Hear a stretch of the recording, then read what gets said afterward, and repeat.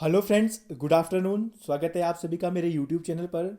तो फ्रेंड्स, आज से मैंने आपके लिए पीजीटी पॉलिटिकल साइंस की सीरीज़ शुरू की है, जिसका आज ये पहला वीडियो आप सभी के लिए लेकर आया हूँ। तो फ्रेंड्स, इस वीडियो नोट का पहला प्रश्न इस प्रकार से है: इंडियन वॉर ऑफ इंडिपेंडेंस 1857 पुस्तक के लेखक कौन है? काफ़ी इंपॉर्टेंट पुस्तक है और इसके लेखक है बी.डी. सावरकर। अगला प्रश्न आप सभी की स्क्रीन पर है। इसमें आपने सूची एक को सूची दो के साथ सम्मिलित करना है। एक तरफ आपकी पुस्तकें दी गई है और दूसरी तरफ लेखक। जैसे what is to be done, ये आपकी लेनिन की पुस्तक है और 1902 में प्रकाशित हुई थी। इसके बाद आपकी सोशल रिफॉर्म और रिवॉल्यूशन, ये आपकी रोज़ा लग्जमबर्ग की पुस्तक है और 1899 में लिखी गई थी। उसके बाद आपकी ऑन कॉन्ट्राडिक्शन, ये आपकी माओ जेडांग की पुस्तक, जो आपकी 1937 में लिखी गई थी। और अंतिम में प्रिजन नोटबुक, जो ग्रामशी की और 1971 में प्रकाशित होती है। यह कथन किसका है? मनुष्य समाज के बिना जानवर या ईश्वर है। तो इसका सही आंसर है ऑप्शन ए, अरस्तु। गांधी की दांडी यात्रा निम्न में से किस आंदोलन से संबंधित है? तो इसका सही आंसर है ऑप्शन ए, सविनय अवज्ञा आंदोलन। अगला प्रश्न आप सभी की स्क्रीन पर इस प्रकार से है: निम्न में से कौन सा देश सार्क का सदस्य नहीं है? तो इसका जो सही आंसर है ऑप्शन बी, म्यांमार। जबकि आपका मालदीव, श्रीलंका, भूटान, ये आपके सार्क के सदस्य है। इसके अतिरिक्त आपने अन्य देश भी, जैसे अफगानिस्तान, बांग्लादेश, आपका भूटान, भारत, मालदीव, नेपाल, पाकिस्तान और श्रीलंका, ये सभी आपने नोट करके रखना है। और जो अफगानिस्तान है वो इसका 2007-8 में इसका सदस्य बना था। राष्ट्रपति किसके कहने पर लोकसभा भंग कर सकता है? तो इसका सही आंसर है ऑप्शन बी, प्रधानमंत्री की सलाह पर। भारतीय संसद की कार्यवाही में शून्यकाल का अर्थ है? तो इसका सही आंसर है ऑप्शन ए, प्रश्नकाल के अंत और कार्यसूची में लिखे गए दूसरे कार्य के बीच का काल। इसे भी आपने नोट करके रखना है। भारतीय राष्ट्रपति किस अनुच्छेद के तहत अध्यादेश जारी कर सकता है? तो इसका जो सही आंसर है ऑप्शन ए, आर्टिकल 123। जबकि आपका आर्टिकल 124 ये आपका सर्वोच्च न्यायालय से संबंधित है, जिसमें नियुक्तियाँ, जो न्यायाधीश वगैरह की नियुक्तियाँ। और आर्टिकल 125 में आपके वेतन और भत्ते, उनके वेतन और भत्ते। और 126 में आपके उनके कार्य एवं कर्तव्यों का वर्णन है। 1905 में किसने कांग्रेस मंच से ब्रिटिश साम्राज्य की पूर्ण स्वराज्य की मांग उठाई थी? तो इसका सही आंसर है ऑप्शन सी, गोपाल कृष्ण गोखले ने। एकात्मक शासन में केंद्र और राज्यों के संबंध की स्थिति कैसी होती है? केंद्र शक्तिशाली होता है, बिल्कुल सही। इसका सही आंसर यही है। केंद्र राज्य की तुलना में कमज़ोर होता है, नहीं। केंद्र तथा राज्य दोनों की शक्तियाँ एक समान होती है, बिल्कुल गलत। केंद्र तथा राज्य दोनों अपने अपने क्षेत्रों में सर्वोच्च होते हैं, गलत। तो इसका सही आंसर है ऑप्शन ए, एकात्मक शासन प्रणाली में केंद्र शक्तिशाली होता है। संसदीय सरकार में मंत्रिमंडल की बैठक की अध्यक्षता कौन करता है? तो इसका सही आंसर है ऑप्शन सी, प्रधानमंत्री। किस देश में अध्यक्षात्मक सरकार की व्यवस्था कार्यरत है? तो आप सभी जानते हैं ऑप्शन ए, अमेरिका। जबकि आपकी कनाडा, ब्रिटेन और भारत में संसदीय शासन प्रणाली है। अमेरिका में महिलाओं को मताधिकार कब प्रदान किया गया? तो इसका सही आंसर है ऑप्शन डी, 1920। इसके अतिरिक्त अन्य देशों में भी आपने देख लेना है। वाटरगेट कांड के कारण किस अमेरिकी राष्ट्रपति को त्यागपत्र देना पड़ा? जो आपका भ्रष्टाचार से रिलेटेड था। इस कांड के कारण अमेरिकी राष्ट्रपति जो निक्सन थे, इन्हें त्यागपत्र देना पड़ा था। दल विहीन लोकतंत्र विचारधारा के प्रमुख समर्थक कौन थे? तो इसका सही आंसर है ऑप्शन ए, जयप्रकाश नारायण। किस वर्ष बंगाल के गवर्नर जनरल को संपूर्ण भारत का गवर्नर जनरल बना दिया गया और देश के प्रशासन का केंद्रीकरण कर दिया गया। तो इसका जो सही आंसर है ऑप्शन डी, 1833 में बंगाल के गवर्नर जनरल को संपूर्ण भारत का गवर्नर जनरल बना दिया गया था। Poverty and un British rule in India नामक पुस्तक के लेखक कौन है? काफ़ी इंपॉर्टेंट पुस्तक है और अब आपने इसको नोट करके रखना है। इसका सही आंसर है ऑप्शन डी, दादा भाई नौरोजी। अमेरिका के कैलिफोर्निया में गदर पार्टी की स्थापना किसके द्वारा की गई? तो इसका सही आंसर है ऑप्शन बी, लाला हरदयाल। और कब की गई थी? 1913 में। जलियांवाला बाग हत्याकांड कब हुआ? तो इसका सही आंसर है ऑप्शन डी, 13 अप्रैल 1919 को। राज्य के नीति निर्देशक सिद्धांत एक चेक की भांति है जिसकी अदायगी बैंक की सुविधा अनुसार होगी। यह कथन किसका है? प्रोफेसर केटी शाह का। भारत में संसद के किस सदन में संवैधानिक संशोधन हेतु विधेयक पेश किए जाते हैं? तो इसका सही आंसर है ऑप्शन ए, संसद के दोनों में से किसी भी सदन में।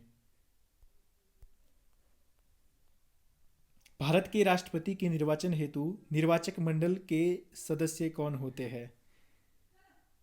संसद के दोनों सदनों एवं राज्य विधानसभा के निर्वाचित सदस्य। दूसरा, संसद एवं राज्य विधानसभा के सभी सदस्य। इसमें आपका तीसरा है, संसद के दोनों सदनों के निर्वाचित सदस्य एवं राज्य विधानसभा के निर्वाचित सदस्य। इसका सही आंसर है ऑप्शन सी, संसद के भी निर्वाचित सदस्य और राज्य विधानसभा के भी निर्वाचित सदस्य राष्ट्रपति के निर्वाचक मंडल के सदस्य होते हैं। निम्नलिखित में से उस भारतीय राष्ट्रपति का नाम बताइए जो राष्ट्रपति निर्वाचित होने से पहले एक बार राष्ट्रपति का चुनाव हार चुके थे। तो इसका सही आंसर है ऑप्शन डी, नीलम संजीव रेड्डी। और ये भारत के उसके बाद निर्विरोध राष्ट्रपति भी चुने गए थे। ये आपकी घटना थी करीब 1969 के करीब की। 44 जो आपका 44वां संवैधानिक संशोधन 1978 के अधिनियम ने भारतीय संविधान के अनुच्छेद 352 के किस शब्द के स्थान पर सशस्त्र विद्रोह शब्द जोड़ा गया? बहुत ही इंपॉर्टेंट क्वेश्चन है। जैसे आपका जो आंतरिक अशांति, इससे पहले आंतरिक अशांति शब्द हुआ करता था, इस शब्द के स्थान पर जो आपका 44वां संविधान संशोधन 1978 में हुआ था, सशस्त्र विद्रोह शब्द जोड़ा गया था। इससे पहले क्या आपका आंतरिक अशांति शब्द था। राष्ट्रपति किस विशेष स्थिति में अध्यादेश जारी कर सकता है? तो इसका जो सही आंसर है ऑप्शन बी, संसद के अधिवेशन में ना रहने की स्थिति में। और आप सभी जानते हैं कि राष्ट्रपति की अध्यादेश जारी करने की शक्ति आर्टिकल 123 में है और राज्यपाल की आपकी 213 में। इसको भी आपने नोट करके रखना है। न्यायिक पुनरावलोकन का अर्थ है उन अधिनियमों को अवैध घोषित करने की शक्ति या अधिकार जो संविधान के प्रतिकूल हो। इसका सही आंसर है ऑप्शन ए। वह एकमात्र कौन सी भारतीय महिला है जो विश्व स्वास्थ्य संगठन की अध्यक्ष रही? तो इसका सही आंसर है ऑप्शन सी, राजकुमारी अमृत कौर। अंतर्राष्ट्रीय श्रम संगठन की स्थापना कब हुई थी? तो इसका सही आंसर है ऑप्शन ए, 1919 जो आपकी वर्साई की संधि के बाद के साथ ही। गुटनिरपेक्ष आंदोलन के कर्णधारों में उल्लेखनीय नाम नहीं माना जाता है। तो आप सभी जानते हैं जो यूगोस्लाविया के टिटो और नासिर जो मिस्र के थे और भारत के जवाहरलाल नेहरू जी, जबकि इसका सही आंसर है चाओ एन लाई, इसके कर्णधार नहीं थे।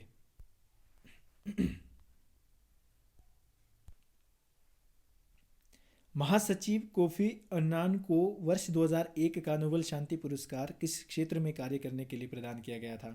तो इसका सही आंसर है ऑप्शन डी, मानवाधिकार। और आपने इसको कमेंट में भी सही कर लेना है अगर गलत होता है। निम्नलिखित में से कौन सी भाषा संयुक्त राष्ट्र संघ की अधिकृत भाषा नहीं है? तो आप सभी जानते हैं जो संयुक्त राष्ट्र संघ है उसकी 6 आधिकारिक भाषाएं हैं, जिनमें से आपकी चीनी, स्पेनिश और फ्रेंच है, जबकि जर्मन नहीं है। इसके अतिरिक्त आपकी अरबी हो गई, फिर आपकी अंग्रेज़ी और अंतिम में आपकी रशियन। ये आपके संयुक्त राष्ट्र संघ की 6 आधिकारिक भाषाएं हैं, इनको भी आपने नोट करके रखना है।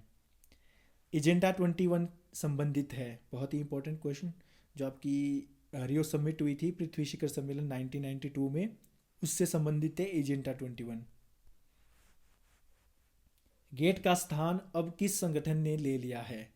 तो आप सभी जानते हैं 1 जनवरी 1995 को विश्व व्यापार संगठन ने गेट का स्थान ले लिया है। ईरान की संसद का नाम है, तो इसका सही आंसर है ऑप्शन ए मजलिस, जबकि कांग्रेस आपकी अमेरिका की और बंदेस्टेग आपकी जर्मनी की, युवान आपकी ताइवान की। इसके अतिरिक्त बाकी देश की संसदों के नाम भी आपने नोट करके रखने हैं, याद करके रखने हैं। अल्पतंत्र के लौह नियम की अवधारणा किस विद्वान ने दी थी? तो इसका सही आंसर है option A Robert Mitchell. Anarchy State and Utopia किसने लिखी? तो इसका सही आंसर है आपके रॉबर्ट नॉजिक ने। कब? 1974 में। उस विद्वान का नाम बताइए जिसने अपनी पुस्तक एलिमेंट्स ऑफ आइडियोलॉजी में प्रथम बार आइडियोलॉजी की अवधारणा का प्रयोग किया। बहुत ही इंपॉर्टेंट क्वेश्चन। तो इसका जो सही आंसर है ऑप्शन ए। इस क्वेश्चन में आपने स्टार मार्क करना है और इसे नोट भी कर लेना है।